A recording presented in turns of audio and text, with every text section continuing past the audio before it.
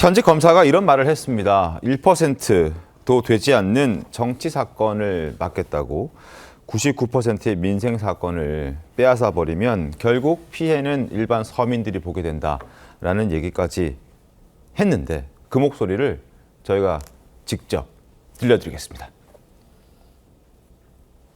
대부분의 사건, 그 검찰이 직접 수사하지 않은 사건은 소위 말해서 민생 사건들입니다. 제가 담당하고 있는 보이스피싱 사건도 그렇고 성범죄 사건도 그렇고 각종 사기, 횡령, 절도 1%가 되지 않는 정치 사건으로 인해서 99%의 민생 사건, 보안 수사권까지 박탈하게 된다면 결국 일반 서민들의 범죄 피해 회복에 더 악영향을 끼칠 것입니다. 무죄 가능성이 있음에도 기소를 일단 하게 되면 피의자나 피고인 입장에서는 상당히 긴 시간, 길게는 몇 년 동안 이 재판을 받아야 되는 불이익이 발생할 수도 있습니다. 제가 욕먹는 것은 괜찮지만 검찰 제도가 이렇게 사라져가는 건 막아야 된다고 생각을 합니다. 자, 화면 한번 더 보시죠. 1%도 안 되는 정치 사건 때문에 99%의 민생 수사가 제대로 되지 않을 것이다. 결국 피해는 국민들이 볼 것이다. 검사 출신 김광석 변호사님, 어떻게 보셨습니까? 저 1%도 안 되는 정치 사건이 나오는데 제가 볼 때는 1%는 아니고 0.01%도 0.01%다? 안 될 거예요. 네. 그러니까 99.9%에 관련된 사건을 희생을 시키는 거죠. 자, 지금 검찰 개혁이라는 개혁자의 이름을 붙였습니다. 네. 그러면 검찰의 문제가 뭐가 있는가? 네. 그러면 민주당의 주장을 다 받아들인다고 해봐요. 자, 이재명 대통령에 대한 정치는 조작이었다. 그럼 이재명 대통령에 대한 조작 기소가 몇 건이죠? 5개 아니에요? 그러면 검찰이 지금 하는 사건 중에 n분의 5이에요. 또 민주당과 관련된 사건이 있다고 쳐봐요. 그게 몇 건이나 되겠습니까? 근데 그 사건에 있어서 잘못했다. 자, 민주당이 주장대로 잘못했다고 해봐요. 그러면 그 사건 때문에 검찰을 없애버린다? 네. 이게 말이 되는 소리예요?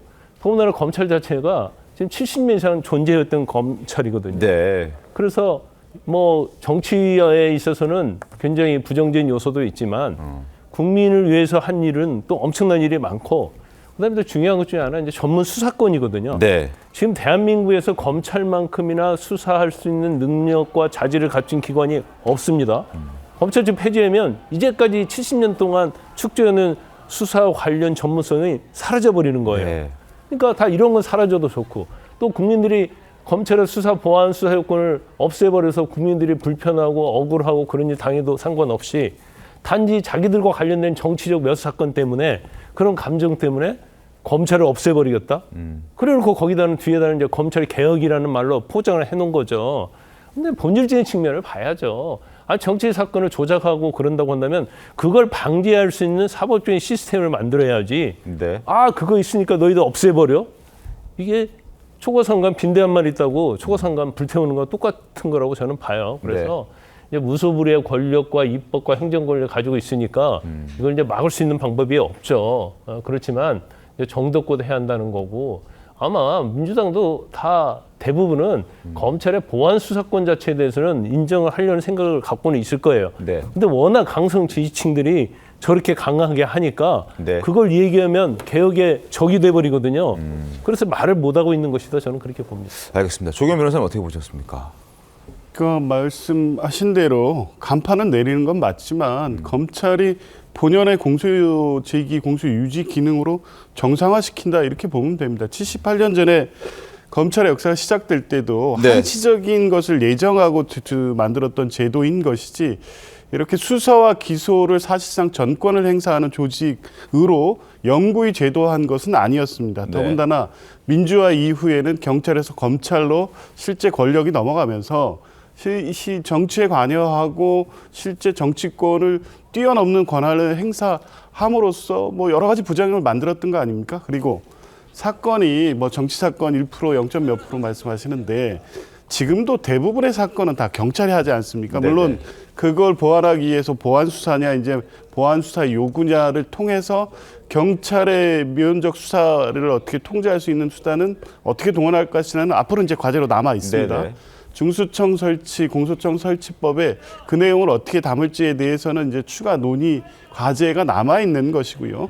그 과정에서도 지금 제기된 우려는 충분히 해소할 수 있음에도 불구하고 검찰청 폐지가 마치 검찰의 수사 인력의 약화, 국민 피해 이렇게 연결시키는 논리는 저는 동의하기 어렵고 실제 그렇게 되지도 않을 것이다. 그리고 검찰청이 공소청으로 바뀌면 일부는 공소청으로 갈 거고 네. 일부 수사관들은 공소 유지를 위한 수사 인력으로 남을 것이고 일부는 중수청으로 가겠죠. 네네. 그중에 상당한 검사가 변호사로 개업할지 아니면 1급부터 7급까지 배치되는 중수청의 수사로 갈지는 모르겠습니다. 검사라는 명예와 자존심이 있어서 네. 나는 중수청 수사관 이름은 도저히 못 달겠다 하면 안 가겠죠. 그런데 정말 국민의 피해를, 범죄 피해를 막기 위해서 나는 수사로서 이 공직에 복무하겠다. 이런 분들은 가겠죠. 그러니까 뭐 검사라는 이름이 없어지는 게 세상의 범죄의 통제 체제가 완전히 무너지는 것처럼 그렇게 비판할 일인가 저는 싶습니다. 한 말씀만 더 드릴게요. 네. 중수청이 경찰의 상위기관이 아니에요. 경찰의 수사에서 중수청에다 사건을 송치하는 게 아닙니다. 그러면 이걸 중수청이 보완 수사할 수 있는 건 아니에요. 어떻게 보면 범죄의 종류에 따라서 나눠서 수사하는 거고 또 경찰은 또 전체적으로 다 수사할 수 있는 권한이 있어요. 그래서 이걸 기소하기 전에 경찰 사건이 송치하는 것에 대해 보완 수사 요구권이 없어버리면 이걸 통제할 수 있는 방법이 전혀 없어지는 거예요. 중수청과 관련해서 검사들 간다 하더라도 그냥 경찰로 그냥 독립적으로 국가수사본부 별개로 공수처와 별개로 수사하는 기관 중에 하나에 불과해요. 그런데 여기에 대한 어떤 보완 수사권 이런 것이 전혀 없이 나중에 마련하겠다? 지금 민주당이 하는 그런 정부조직 개정법 가지고는 네. 검찰에 보완수사권 주지 않으면 이건 이루어질 수 없는 그런 형태로 지금 법 개정을 하고 있는 겁니다. 알겠습니다.